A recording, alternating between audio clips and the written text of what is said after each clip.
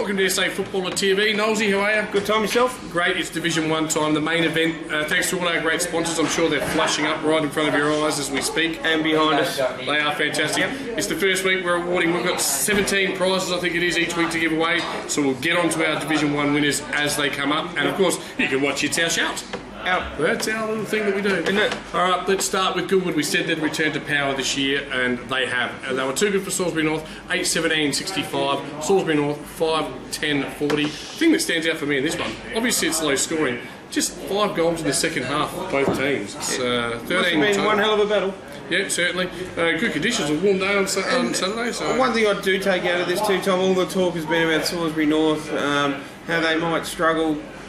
But looking at that, don't know whether there's much truth in that. Well, Salisbury North beat Payneham in a trial, so their core group of A grades is still there. They're still good. Yep. The depth is where they're going to have trouble. At times, I think they had 40 odd registered players, so the C's are gone.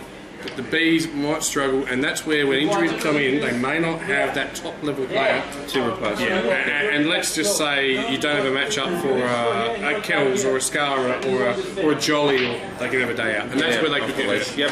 Okay. Just quickly, for Salisbury North, Clinton was their best, and Michael Clinch, former Rooster, was their. So Clinton, they're all single goal kickers, with Clinch their best with Lawler. Okay, you did stuff that up, and for the Saints, Kells with 2, Barry with 2.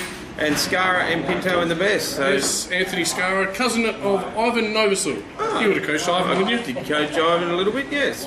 Well done, mate. Thanks, mate. Cheers. Fantastic. Where do I put that? Next one, mate. Let's go straight on to the Dizzies, because they've started well this year. It's been a bit of a problem for them in previous years. 12-14-86, too good for the recently promoted Spock. 11-6-72.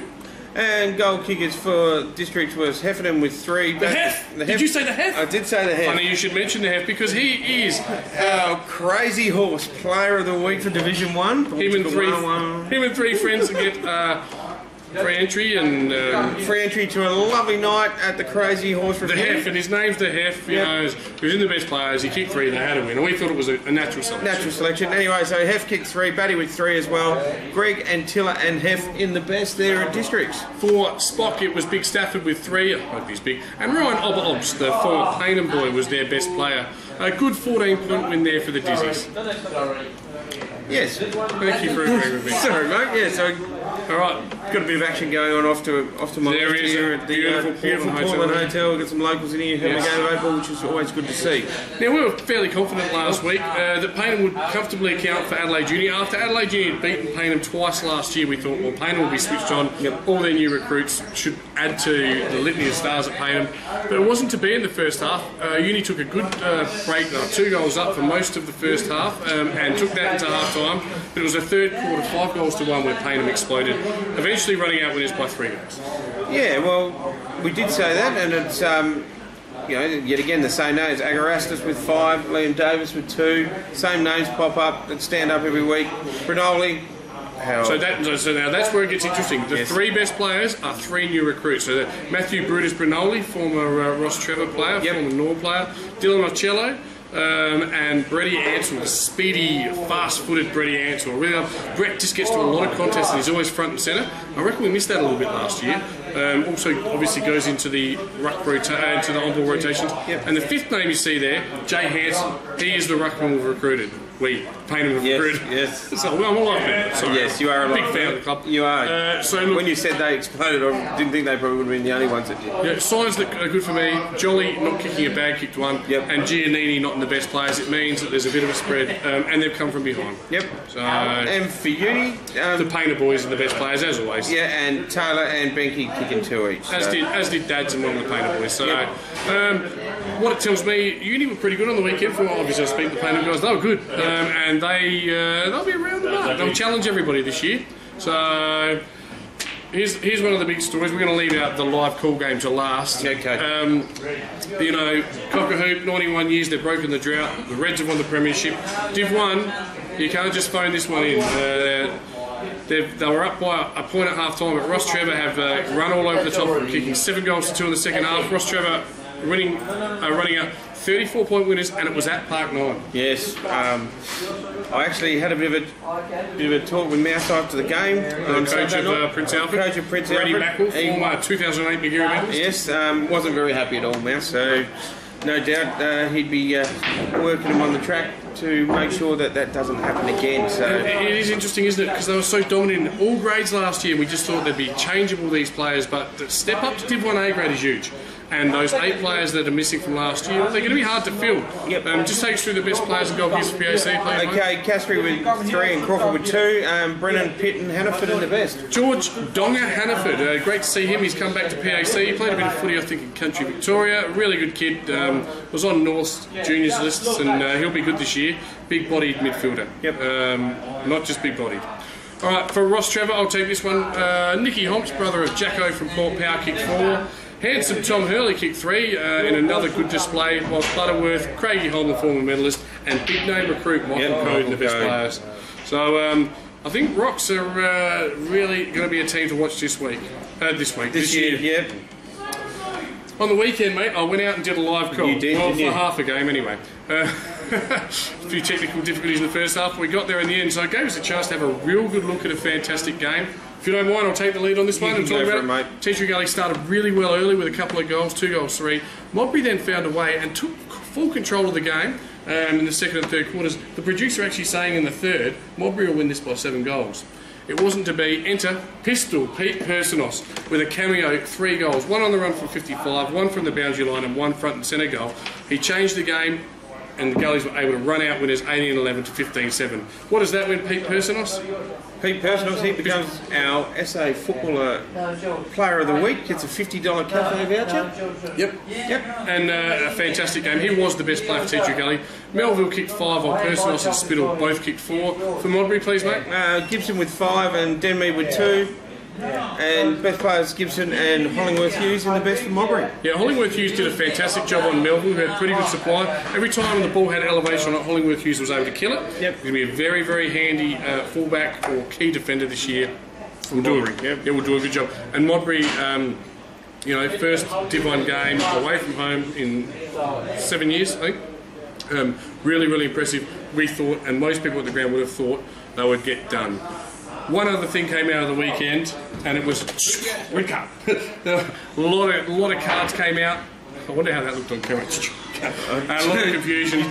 Scared me. I thought the umpires did a really good job. They were a little tricky. Yep.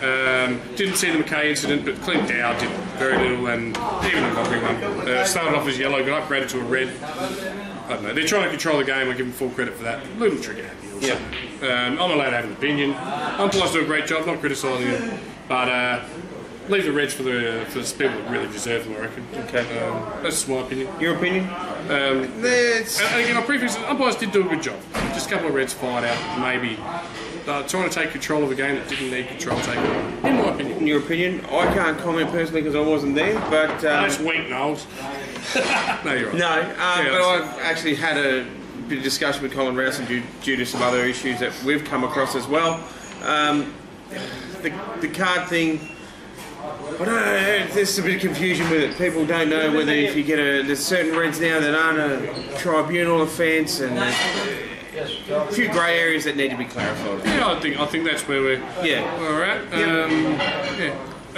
But it wasn't basketball by any stretch. No. Just a little bit quick on the Reds, I'd suggest. I've played a lot of Div 7 footy, and if I handed our Reds like that in Div 7 last year, we would have had. In Div 7 last year, and I'll give John Kernan awesome credit because he stepped in and suspended someone. Someone headbutted a player and took himself off, and the umpire actually didn't send him off. And an umpire, I don't believe umpires anymore, said you deserve that headbutt. Now, Kernan was at the game and he actually suspended the player because John's a great leader, but that was one of the more funny things. I was only standing 50 metres away. He deserved the headbutt. He deserved the headbutt. Yep. You asked him to do it, so he did it. Oh, okay then. So, can you just murder the missus, thanks? Yeah. So, but anyway, we don't normally talk about umpires because it's not, they do their job, we do ours. And Yes. Yeah, we'll leave it With there. no umpires, we have no game. Exactly right. And we're a big cheer for the umpires. Yep. One game, I'm not even sure who to tip in this one because I've heard Uni were great. I saw Teacher Gully firsthand. are still going to be very good. It's Gully and Uni at Uni Oval. Gullies for me. I think Melville's too strong. Melville with his firepower up forward could be the difference. I won't be surprised if Uni win, but Gullies, they made a grand final this week. They still showed something last week. You shut down Personos, so I reckon you beat them, but I'll take the Gullies. Yep. PAC and Goodwood Saints, Park 9. Some people thought this would be the grand final this year. I don't think it will be. I don't think it will be either. Talking to Mouse, I want to really say that he give him what's for and they're going to come back, but still a ton of good players there. Perryman was sensational in the grand final last year. Obviously Thompson's gone, but plenty of good players. I'm going to go with Mouse. I'm going to go with Princess at home. I'll take Goodwood to turn this into a real slog, contested ball contest, and to get over the line just. Yep. Mowbray, the grand final rematch. Yeah. Do grand final rematch. Mowbray up at home at Mowbray Sports Reserve. Mowbray and Spock. Ooh. I like what I saw last week from Mowbray. I really did. They're young. They run, don't they? Yeah, Fogden very good. Fogden good. The 18-year-old debutant was fantastic. The defender was good. Gibson kicked 5. Yep. Burns was good. Yep. Well coached by Nathan. I'm taking the Hawkers. I'll go with the Hawkers as well, mate. They'll get a crowd there too. Oh yeah, for their first Div 1 game there for a long time. It'll be a big crowd up there. Yes, Port District's taking on Salisbury North. Carlisle had a big impact first game up. Yep, Districts for me. We're going to take Salisbury North. I think I watched them in a trial game this year, and they did knock off Payneham. It is a trial game, doesn't count for much, but Joey Hay, Clinch, Drainer, Lawler, still plenty of good players there. The Hawks. The Hawks for you? Okay. And the next one is our game round, not because Payneham are playing in it, just your Jets, Chieftain. It's a game of the round because we're calling this one live from Campbelltown Oval. It's April 22nd. Ross Trevor Rocks versus Payneham Norwood Union Falcons. The Falcons knocked off Ross Trevor twice. I think they've beaten them the last 5 times they played them. Correct me if I'm wrong. Last year, Ross Trevor's Achilles heel was they didn't have tall defenders. They've picked up Code. They've picked up, I think it's Gilman, is it? They've got great on ballers. They've got Holmey back, Handsome Hurley, Fantasia, Manuel. They've got all these guys. Rocks for me then. You've just sold it to me. You've just sold it to me. Yeah, look, I'll tell you what I'm going to do this year. I'm just going to tip Payneham until they lose. Obviously, a life member.